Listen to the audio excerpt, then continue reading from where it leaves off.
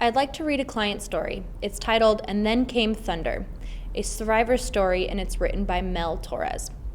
Dating was always simple for me. I'm charming, they're charming. It's a wrap, right? Sort of how I got this someone, her, the one who changed my life. She changed my life in ways I haven't spoken about until now. When I met her, I was rebuilding my life. She wanted a life with me, but I was staying with friends, and she lived with her parents. I was a full-time volunteer, but I needed a full-time job to save up for a place with enough space for us.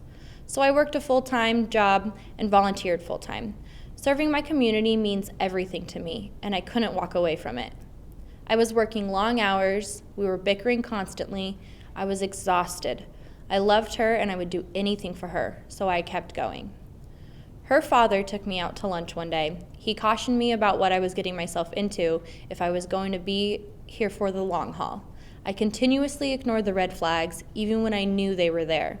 The red flags didn't start down the road. For me, they started early, 2 months shy into the relationship, and she was threatening me, trying to run me over when I tried walking away after she told me to leave. Mind games and manipulation are 2 things she has mastered. Months later, I finally had enough money saved up to get us a home. We were so happy. We moved into our new home. The same month, she beat me so bad, I was throwing up all night and couldn't sleep from my head throbbing and my neck severely ached.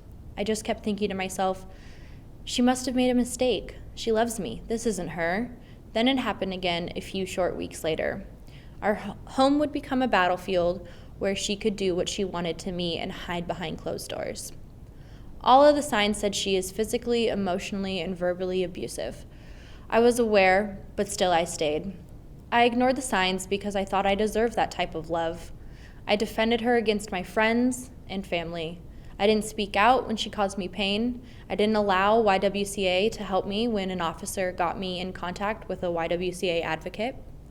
I didn't speak up when she lied about what was going on in our home to everyone. To be honest, I wasn't sure anyone would save me or believe me. I needed more than just help. I needed to be safe from her. Who is going to believe the tough-looking one is the one that's hurting?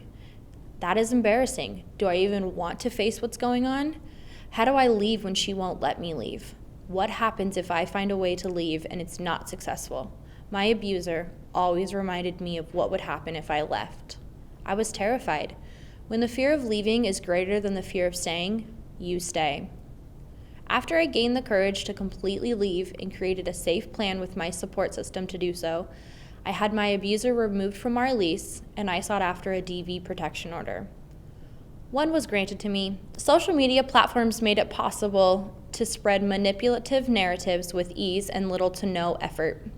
This makes it a prominent form of harassment and stalking when a domestic violence protection or restraining order is put into place. There's a huge gray area with cyber stalking and social media with protection and restraining orders. Your abuser most likely will cling to those platforms and gray areas as a way to further isolate you, harass you, and attempt to control and stay relevant in the victim's life. Something I have had to deal with throughout the entirety of my protection order.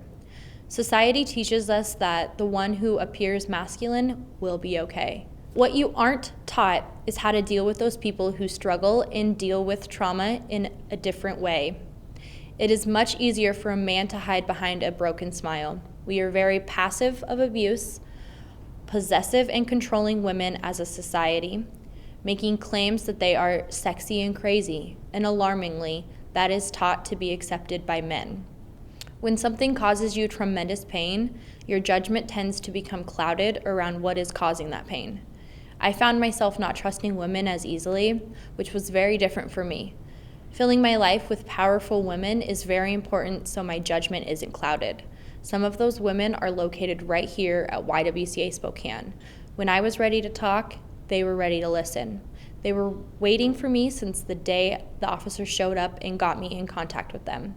I just needed to believe it. I know one thing. I would not be here smiling and living a better life if it wasn't for the YWCA and my amazing advocates I've had the pleasure and safety working with to this day. All of the stuff that comes up when you're healing is part of the work. I was isolated and controlled from all communication with my loved ones. I was unaware of the mental and emotional damage that my abuser caused from my loved ones behind my back. False allegations, constant fake rumors to try to discredit me. My head would spin around the chaos. I was spending some of the time I set aside for personal healing to mend relationships of mine she had broken. Healing starts to take place when you unpack what hurt you and also the unhealthy habits you learned while being mistreated. There were things I needed to face myself and work on alone. I was in a dark place for so long. I forgot how bright the light inside of me shined. I needed to love myself again, and that required me to learn who I am again. Don't wait around for your abuser to change. They would have already. Don't allow your abuser to keep saying sorry with no real actions behind their apology. Make sure your abuser is receiving help and going to treatment if you do desire to stay. Keep records and document your abuse. You never know when you're going to need it. Someone will listen to you and believe you. Reach out when you're ready. There's life after loss. Choose to live. And then came thunder, the rain, and the rainbow. I got away and you can too. I am living my life. It's a beautiful one, and I am happy again.